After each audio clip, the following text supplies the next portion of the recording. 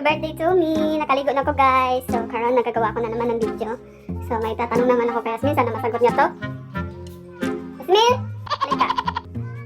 Kung pinanganak ka sa Tondo, tapos lumaki ka sa Manila, saan ka natubuan ng ngipin? Sagot!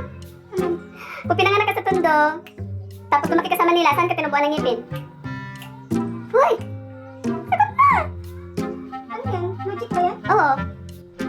Tinubuan ng ngipin? Oo.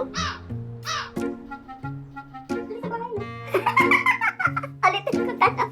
Pinanganak ka sa Tondo, tapos lumaki ka sa Manila, saan ka tinubuan ng ngipin? Saan? Sa bahay mo. Ah, sa bahay mo. Tama ba guys? Sumagot nga kayo guys kung sa bahay ba talaga kayo tumubuan ng ngipin?